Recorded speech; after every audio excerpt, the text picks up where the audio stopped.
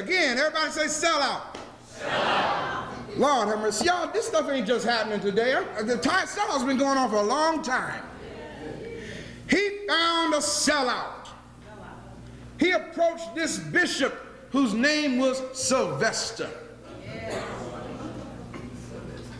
And he went to Sylvester and told Sylvester, listen, man, let me tell you something.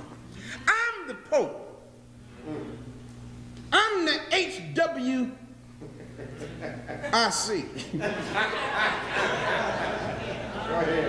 I guess I should say HNIC, huh? In the real sense of the word. I'm the Pope. I mean, I'm the emperor. I'm Constantine, and I want to be recognized in the Egyptian order. What in the world is it about Egypt that white folks still trying to get up in there? Y'all hear what I'm saying? This ain't just start. It's something about the genius of Africa, the genius of Egypt. When they go there, they're in awe and they want to become a part of it. But they know that they have no ancestral connection to Egypt. So they have to try to command their way in. He went to Sylvester and said, listen, man, you are an Egyptian priest. I need you to do something for me. I need you to use your authority, Sylvester, and baptize me and make me an Egyptian through this ritual. If you do this, I'm going to do something for you. You scratch my back, I'll scratch yours. Is this thing making sense here? Yes. So Sylvester, buddy, baptized Constantine in the Egyptian sacred order. And that made Constantine a part of the belief system of ancient Kemet. Not really in his heart. You follow what I'm saying? But in order to rule effectively, he knew this was necessary. Now what the church has done, what the Christians have done, is they tell you that Constantine became a Christian. No. See, there was no Christianity at this time. Please understand this. What existed at this time was the ancient religion of the Northeast African people, and these Europeans wanted to be a part of it. So Sylvester baptized Constantine, and Constantine in turn made Sylvester the head of the Roman Church. Oh, check this out. This thing is deep. It's called politics. Same stuff goes on today. You see, Constantine's main purpose was to get the Serapis image accepted, because the Serapis image was European. It was the Christ. Y'all following what I'm saying? So Sylvester began to set up his own council of bishops and clergymen who went along with Constantine's program. Ain't that something? If you can just get a few people to sell out, man. Y'all, do you think that we're going to have a time where the black community will stop having sellouts? How many of y'all think we'll have it? That day is coming? You don't think that day is coming? Got it. Well, something's going to have to happen.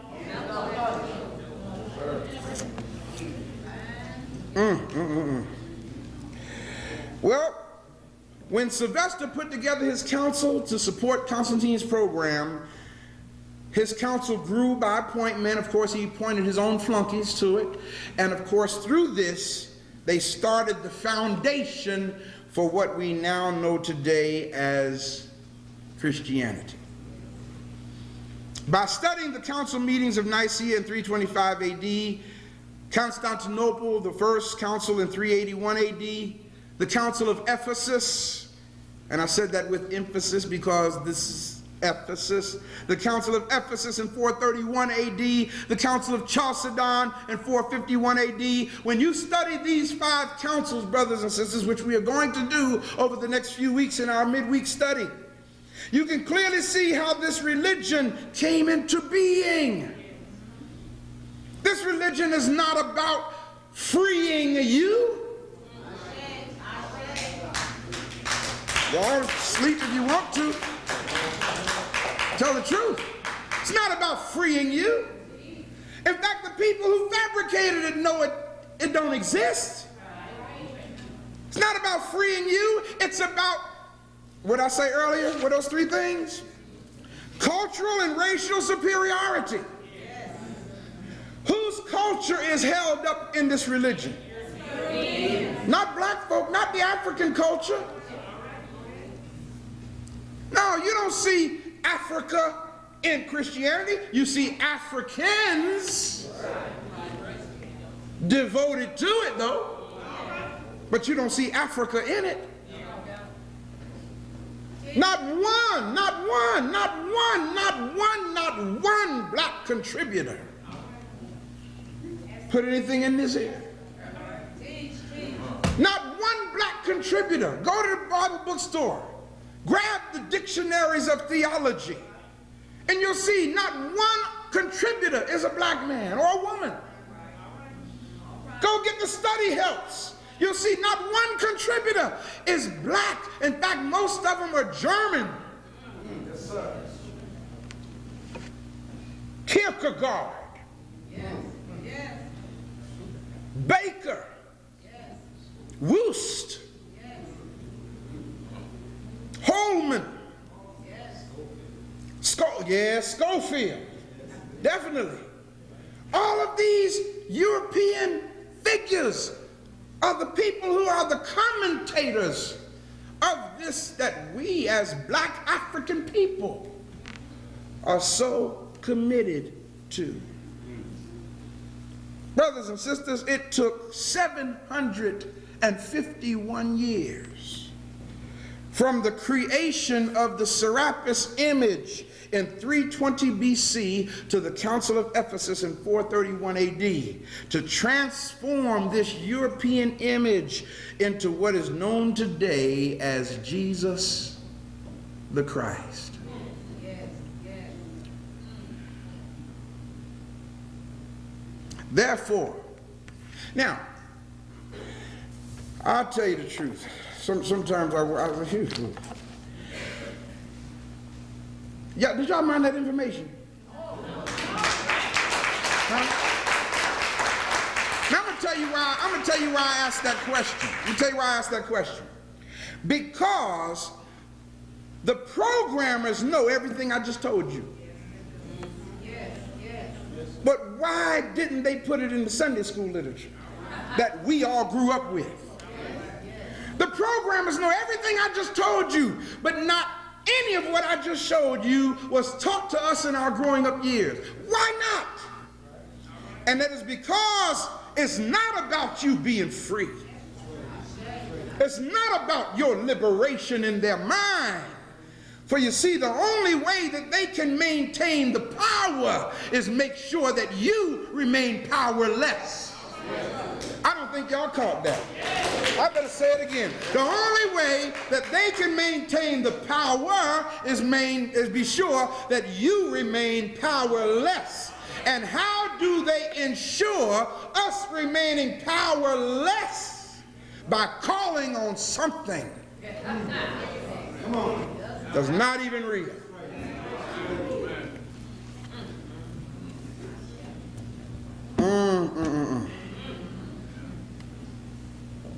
Yeah. So guess what? Here's what we have to do. Let me show you the the pathology of our actions here. When you call on that which is not real, you don't get an answer. Right? And if you don't get an answer, answer, what is your recourse when you don't know what else to do?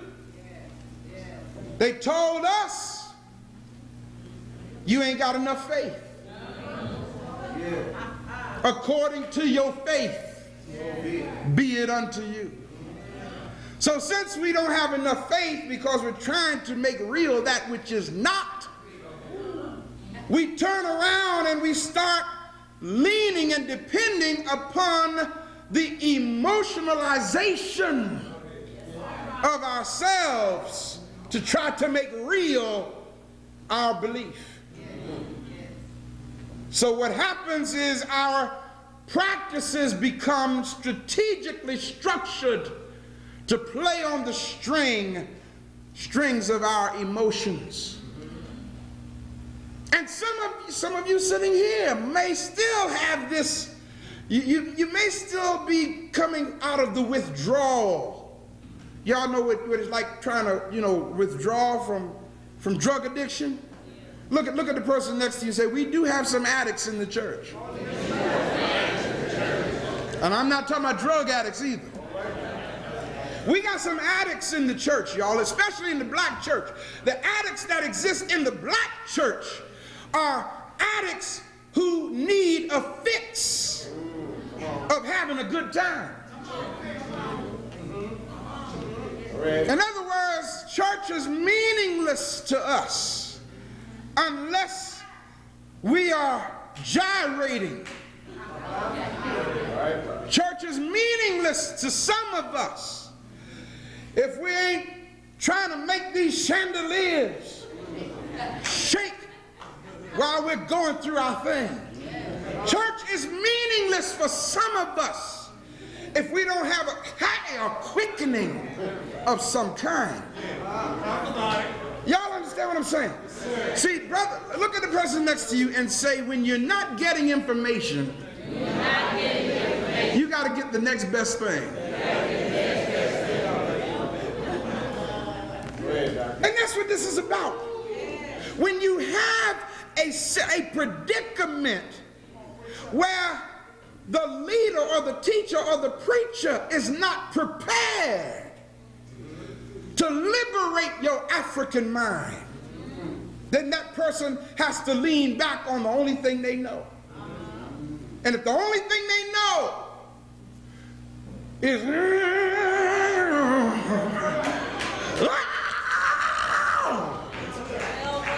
that's what you're gonna get. Am I telling the truth? Brothers and sisters, that might be okay today.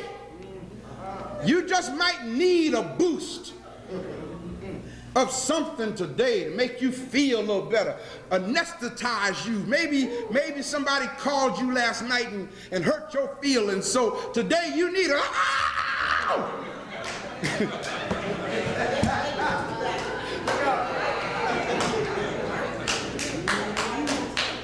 But look at the person next to you and say, my feelings ain't hurt every Sunday.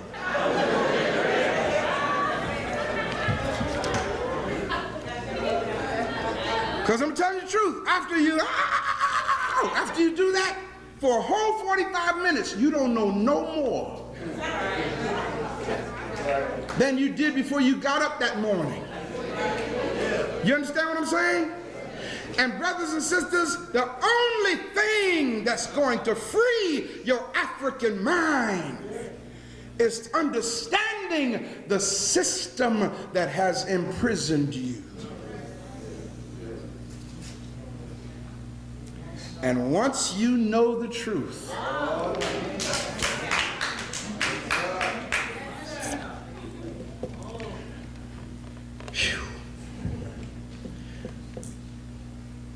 a lot of the songs that I used to sing as a kid, I stopped singing them. But some of them I'm starting to sing again.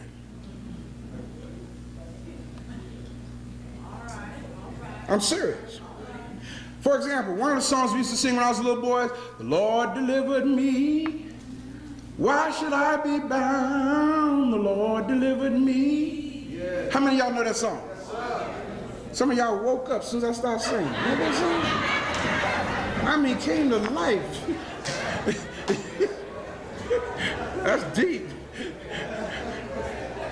Lord delivered me, why should I be bound? See, I stopped singing that for a while because it was like I was going through that transition stage. Now I sing it with a whole new African mind. I have been delivered. The Lord did deliver me. Yeah. But see, I used to be saying He delivered me from my own people. No. He delivered me from the doctrines of racism.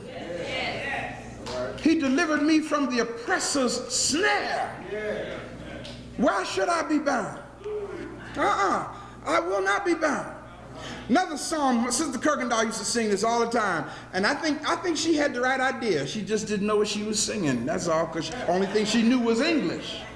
You understand what I'm saying? She used to sing this song, my mind is gone. my mind is gone. I say, whoa, what that mean? You done lost your mind? Now, with my African consciousness, I can sing that song. My mind. In other words, the mind that Europe gave me, I don't have that mind anymore. It's gone. Yeah. I lost that mind. I got a new mind now for the new millennium.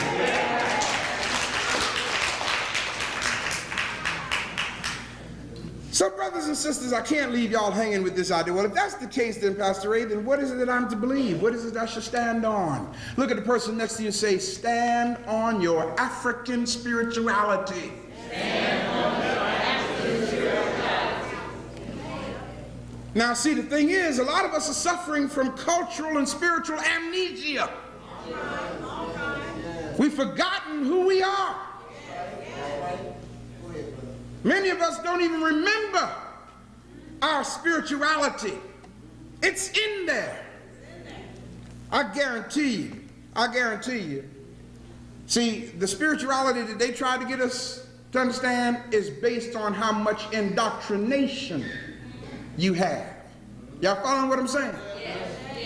But it's a deep thing about African people that scares even them. And that is our brothers and sisters who can't read their doctrine. Have an insight and a spirituality that they can't understand because it's not documented. But the ancient African, woo, good God Almighty, is in tune not just with God but with the universe. I remember, and I'm closing on this, I remember this movie that was out called The Green Mile. Awesome movie. It was a movie about African spirituality and how they wanted to incarcerate that African spirituality and how they literally put to death that African spirituality. But what was deep was when this man was in a prison cell and they was taking him to heal the warden's wife, he stepped outside and looked up in the sky and said, look, boss. Look, boss. He reached down and picked up the earth and smelled it and said, smell this, boss. And the white man looked at him and said, okay, all right, come on. Couldn't even tap into the spirituality of the earth of creation. That's what resides in us. That is the spirituality, y'all, that told your great-grandmother what to do when you were sick. Something inside her African spirituality would cause her to go outside and get into the earth and get some stuff out the earth, come back in the house, make it, and you take it, and tomorrow you be all right. That's what I'm talking about. Oh, yeah. So free your African minds, my African people, and don't allow yourself to be bound by their program of religion. Please return to your African spirituality. And I guarantee you, a lot of stuff that you've been trying to make happen, it'll just start happening because you'll be in tune with the universe itself. And I got news for you. I got to close it, but I got news for you. When you get in tune with the universe, you can actually pull on the breast of creation and get divine milk. Yeah, buddy. Give you all the strength you need, all the comfort you need, all the guidance you need, all the direction you need, all the wisdom you need, just because of who you are.